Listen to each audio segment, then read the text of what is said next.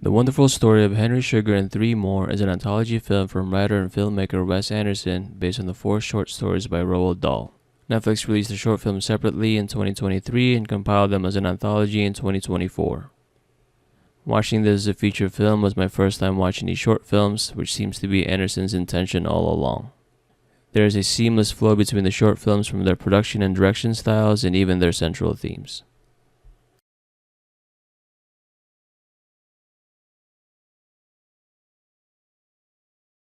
Henry Sugar is a rich and unmarried man. His family is rich and he has never done a day's work in his life. Like all rich people, he suffers the insatiable longing for more money. One day, he stumbles upon an Indian doctor's report on Imdad Khan, the man who sees without his eyes. According to the report, he sought out a guru known as the Great Yogi, who could levitate his body while meditating. Imdad learned and practiced this meditation method, which granted his abilities that he used as a part of a circus act. He passed away overnight before the doctors could further examine him. Henry utilizes Imdad's meditation method, and after years of practice, he gains the ability to see through the backs of playing cards. He then uses this ability to acquire more wealth by playing blackjack at the casino. Bored from winning money, he throws money off his balcony into the streets, inciting a riot.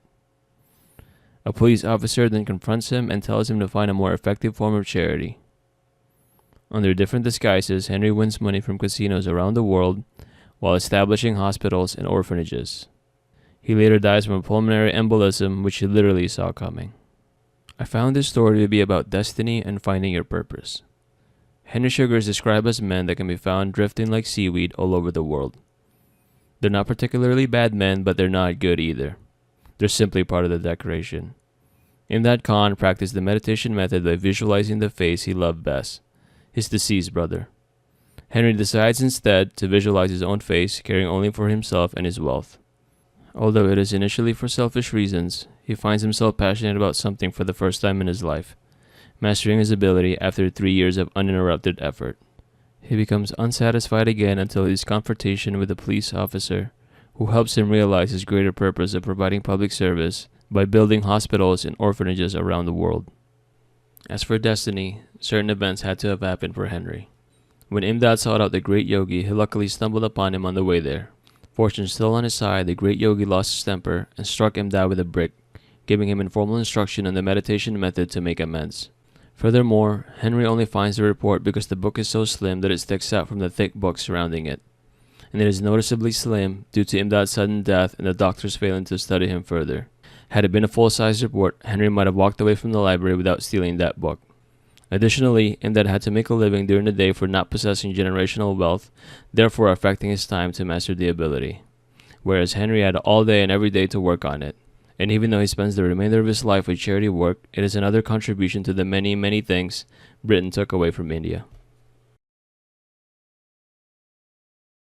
Ernie is given a rifle for his birthday. He and his best friend Raymond shoot every bird they see. Later, they spot little Peter Watson as he's bird watching and decide to torment him. At gunpoint, Peter is forced to lie in the path of an oncoming train, which he survives by sinking into the track bed. Next, they take him by the duck pond, where Ernie kills a swan, angering Peter. They make him carry back the dead swan, then they cut up its wings and tie them up to Peter's arms. This time, they force him to climb to the top of a willow tree. After refusing their orders to jump, Peter gets shot in the leg, knocking him off the branch. He then holds onto the branch, and as the branch begins to split, he sees a beckoning bright light. He dives towards it, creating an image of a flying swan over the village, and lands in the back garden of his home, where his mother sees him. Peter Watson is described as someone who will, for some reason, always be unconquerable. He has an indomitable spirit, and nothing, neither pain nor torture nor threat of death, will cause him to give up. He's this frail little boy, but the strength of his spirit is far greater than what his physical appearance implies. Ernie and Raymond shot 15 birds that day, including the first swan, but not the unkillable second swan. Adding on to the destiny business, yes, Peter Watson does get a sign of help from this miracle light, but he also had to fight to survive up until that point. The will to live. Now, this doesn't always mean you acquire plot armor. The point is to never give up. Henry Sugar is a spoiled rich brat, but he never gives up when he finds his purpose in mastering his ability, and later again with his true purpose of philanthropy.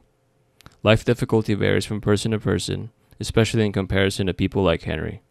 So if you had the luxury to find your reason to live, whether you found it or still in search of it, we must try to remember little Peter Watson and how he never gives up. The rat catcher is summoned at a petrol station to handle a rat infestation. As a professional, he moves, looks, and thinks like a rat. He has become a rat to be a rat catcher. He first demonstrates his knowledge by explaining to the station attendant Claude and the reporter how to properly perform a rat sewer job. Then they take him to the hayrick where that rat infestation is. He plans to plant oats around the hayrick for a few days, then switch to poison oats after gaining their trust. The next day, they find the poison oats untouched and no dead rats to be found. The whole thing is a failure. To redeem himself and regain their respect, he performs live demonstrations. First, he takes a live rat and ferret from his pockets, puts them both down his shirt, and gets the ferret to kill the rat on his body. Next, he bets that he can kill a rat without using his hands, arms, or legs. He ties another live rat to a petrol pump and kills it with his teeth. His audience absolutely disgusted, the rat catcher leaves as his service is no longer needed. The rat catcher is the rat catcher. If there is a rank list of rat catchers, he is at the top and possibly the only one on that list. He has embodied an actual rat, its appearance, movement, and thinking. And to achieve this high level of very particular skill, he was either born half man, half rat, or he spent most of his life mastering the skill. Similar to the great yogi, Imdad Khan, Henry Sugar, and Peter Watson's fight to survive. However, despite any level of mastery, moments of failure are unavoidable. On the bulletin board, there is a sign of Old Bill Jonesy missing for 12 weeks. It is suggested that the rats are feasting on Old Bill in the hayrick, that by the day of planting the poisoned oats, the rats are too full to eat anymore. A situation he does not foresee and is out of his paws. After making a fool of himself, his confidence is shattered. To save face, he forces himself to perform demonstrations as far as displaying his rat-like gnawing teeth. So if you ever find yourself aspiring to be a rat catcher, just know that even the masters in the game can still face failures and there's always room for improvement. Set in British India, Woods comes home to find Harry Pope laying still and sweating in the bed. Harry tells him that a venomous snake, is resting on his stomach and that he should fetch a doctor. Woods calls Dr. Ganderbai, who rushes over to help. Woods and Dr. Ganderbai desperately try to save Harry by injecting Harry with a serum for the poison and soaking the mattress with chloroform to sedate the crate. As the crate unboxing time comes, it is revealed that there is no snake on Harry. Dr. Ganderbai checks with Harry if he possibly dreamt it. Believing he is called a liar, he feels offended and goes on a racist tirade at Dr. Ganderbai, a brown dirty rat below the sewers and also below the caste system. Dr. Ganderbai loses his cool and leaves. Woods chases after the doctor to appease him, saying that Harry owes him his life and that he's sorry, only to be told that he can't be the one apologizing. So it turns out that the venomous snake is actually racial superiority from Mr. Harry Pope. First, Woods tiptoes inside the house so as to not wake up and bother the big boss. Harry is also impatient and condescending during the operations, rightfully panicked, but the true colors are starting to leak out. And as his balloon pops and goes on his racist tirade, he's standing up on the bed displaying his positional superiority as well per the caste system. And again the rat sewer comparisons, which is the bottom surface. After frantically finding ways to save Mr. Pope, Dr. Ganderbai receives all hate and not any gratitude whatsoever. And when Woods talks to him after, he tells him that Harry doesn't owe him his life and Woods can't be sorry. He says this because the poison is already inside Harry and is not even the slightest bit appreciative. And Woods can't be sorry because how could he be at fault with the Englishman's gobshite sewer character? Another reason Harry doesn't owe Dr. Ganderbai his life is that it is the doctor's obligation to save human life. The man is still in his PJs when he comes over. After receiving a very late night call, he immediately heads over like a superhero. Under the situational pressure and pressure from Harry, both Woods and Dr. Ganderbai perform their roles perfectly. Professions, especially in the medical world, are often unappreciated. Despite of Dr. Ganderbai's years of experience in his character, he is still treated like that. The main connection between these stories is that they are all written by Roald Dahl. The film begins with the Roald Dahl character in the hut he's been living in for 30 years. He details the things he needs when writing, like cigarettes, coffee, and chocolates, the 3 C's. As the author, he appears throughout the film, narrating and providing insights. The film ends with him continuing to write after sharpening his pencil with a cigarette in his mouth as the credits roll. And while this plays, the rules for being a fictional writer is read to us. Have a lively imagination and can write well. It is a gift. You must have stamina and never give up. For hour after hour, day after day, week after week, month after month, year after year after year. You must be a perfectionist. You must have a strong self-discipline. You're working alone and there's no one to sack you if you don't show up or if you're slacking. Keen sense of humor helps. Finally, you must have a degree of humility. These rules are addressed to fictional writers, but they can apply to any other profession or just living in general. Lastly, all these things apply to Mr. Anderson himself.